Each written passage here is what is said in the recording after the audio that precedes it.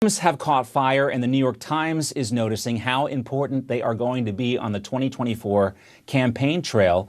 Of course, they have a different take on memes, and here's what they wrote. Inside the troll army waging Trump's online campaign. They write about a team of meme makers that has been flooding social media with pro-Trump posts riddled, they say, with sexist and racist tropes. Again, this is the New York Times. And Donald Trump's team is cheering them on.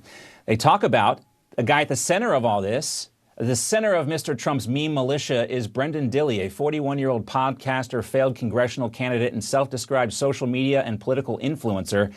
Mr. Dilley doesn't create the memes himself, but he does provide the organizing force and the smash mouth ethos driving this crew.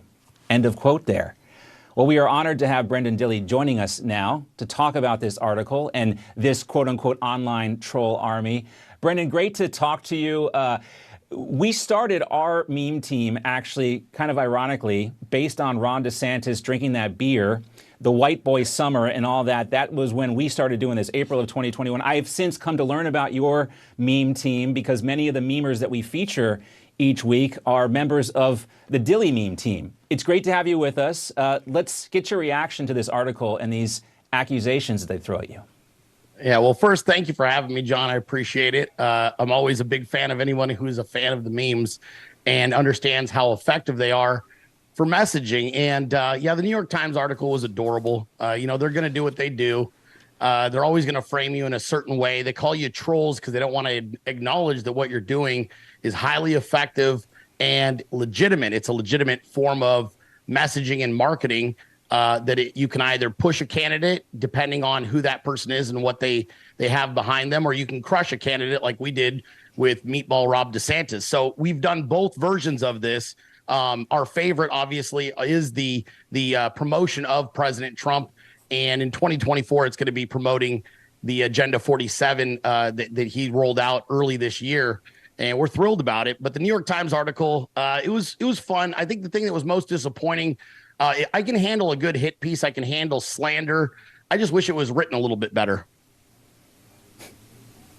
Yeah, the reason why we started doing this is because I saw a lot of people sharing memes without crediting the original creators of these memes.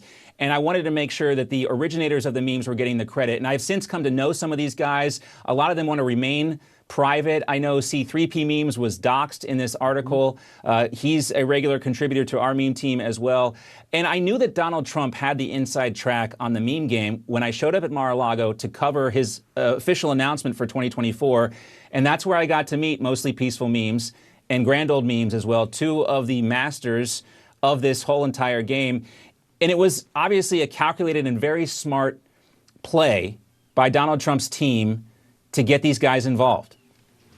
Yeah, absolutely. And the thing is, I think that a lot of people, one of the misconceptions that the New York Times paints in that article is that somehow Team Trump reached out and asked us to make memes. That is not the case. It was the opposite. Right. We insisted ourselves into the situation. We inserted ourselves into the situation. I, too, was at Mar-a-Lago for the 2024 announcement. And I'll be candid with you. I wasn't invited because I was somebody that they were regularly dealing with since I had been banned off of social media for 3 years. So I took a 3-year hiatus, built an entire meme team army of creators, and then refined our craft quietly away from social media. The second Elon Musk opened up Twitter again, we hit the ground running. And it was only after I got back from Mar-a-Lago that I started engaging Team Trump a little bit more with ideas and marketing ideas and branding ideas that we had come up with. And initially, the buy-in was a little bit slow because we're aggressive and irreverent. And eventually, they saw the results, and they were having fun with it. Yeah, and some of the memes make me a little uncomfortable sometimes. But I understand this is all meant mostly in jest, even though it's incredibly powerful. And I think that's what has everyone so concerned. And the fact, if Elon Musk never purchased X or Twitter, I don't think this article would have been written, because I think a lot of these mainstream media types are very scared now. It even references in the article about the lack of impact that traditional television political advertising is now having, and this is the future. All right, Brenden, I also want to bring in a couple friends of ours that join us sometimes here on my meme team. Matthew Foldy is here with us. He's been with us since the beginning, the original White Boy Summer meme team session, and a newer contributor to our meme team. Melanie Collette is here with us as well. And let's just open this up for conversation, guys. We see the power of memes now. The New York Times is obviously focused on it. We only have a couple minutes for Melanie and Matthew, but I want to get you guys to weigh in here. Do you have any questions for Brenden? Matthew, first to you. I mean, what did it feel like for you as sort of a vindication of memes? Because for me, I've seen John ahead of the curve on this for 3 years now. What was that sort of like internally for you and your fellow memers? Take us behind the scenes. Are you as far as how we felt when the New York Times published the article? And when they were reaching out to you, I assume it was, not a welcome email. Oh, no, they reached out. He wanted to come to my house and watch me do my show and then find out how I work. And I said, absolutely, I'd love to have you. I'm free any day after President Trump's inaugurated in 2025. And he didn't like that. The team thought it was funny. I think it meant more for us to get validated the first time that he started sharing our content on his Truth Social, and to this day that means a lot more. I don't hold the New York Times in very high regard, and neither does anybody on my team. So while it was like interesting and obviously it allows you to open up some doors and do a lot of unique opportunities, at the same time I don't really have a lot of respect for that publication. So it wasn't something where it wasn't a pinch me moment. It wasn't like when I was hanging out with President Trump in South Carolina at the football game. So that's a lot different. Yeah. All right, Melanie, we got about a minute left. I'll open it up here for you. Certainly. Do you think that anyone at the New York Times understands basic marketing, and that what they've done by doing an article on you and your content has probably gained you a lot more viewers and people following you and connecting with you? Do they get that at all?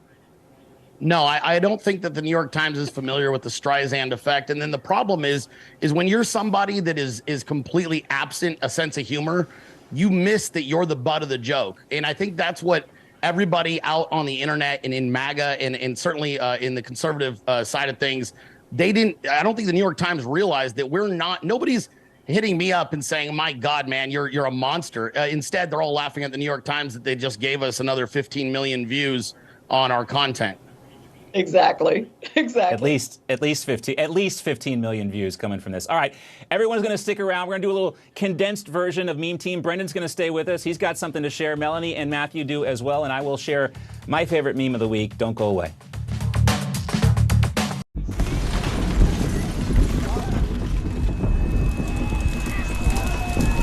To a child, this is what conflict looks like.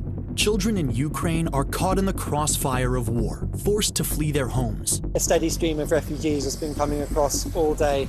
It's bitterly cold. Lacking clean water and sanitation, exposed to injury, hunger. Exhausted and shell-shocked from what they've been through. Every dollar you give can help bring a meal, a blanket, or simply hope to a child living in conflict. Please call or go online to GiveNowToSave.org today with your gift of $10 a month. That's just 33 cents a day. We cannot forget the children in places like Syria, born in refugee camps, playing in refugee camps, thinking of the camps as home. Please call or go online to GiveNowToSave.org today with your gift of $10 a month. Your gift can help children like Ara in Afghanistan, where nearly 20 years of conflict have forced the people into extreme poverty. Weakened and unable to hold herself up, Ara was brought to a Save the Children center where she was diagnosed and treated for severe malnutrition. Every dollar helps. Please call or go online to GiveNowToSave.org today with your gift of $10 a month, just 33 cents a day. And thanks to special government grants that are available now, every dollar you give can multiply up to 10 times the impact. And when you use your credit card, you'll receive this special Save the Children tote bag to show you won't forget the children who are living their lives in conflict. Every war is a war against children. Please, give now. If you're watching this, I didn't make it. Thanks to people like you and the American Heart Association, my family never had to see this video. I was a healthy 47-year-old, no symptoms. But then my doctor discovered I had a bad heart valve that was beyond repair. The scariest day of my life was when I was sitting on a gurney as I looked and my wife was at my side and my kids had me surrounded. Deep down, you know, this could be it. This could be all there is. Not having him around for Riley to grow up with and have that papa figure in his life, that would have been hard. This little heart valve did something really big. It saved my life. I wouldn't be here today without it.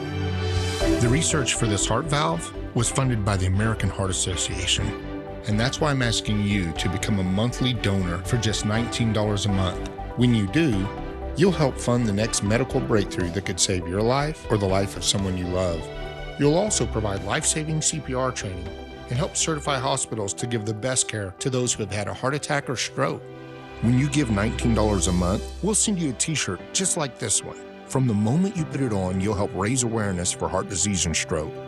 Since my surgery, I had a son get married. I had a daughter graduate high school. I had another daughter give birth to a precious boy. I would have missed all that. And that's why it's personal for me. We're very thankful for everyone who is a donor because it gives us more time. Every 40 seconds, someone has a heart attack. The next person you help save could be someone you love or even you. Become a monthly donor today by calling or going to helpheart.org because it's personal.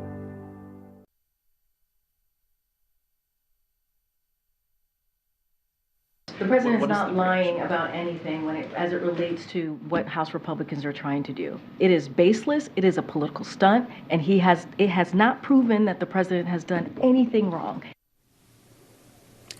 That right there, the signature style of our press secretary, Karine Jean-Pierre, the words, the outfit, part of our meme team today. Let's welcome back our meme team panel this hour. Brenden Dilley, the meme lord himself, is with us. Matthew Foldy, Melanie Collette here. All right, so this was my favorite meme I think I saw this week.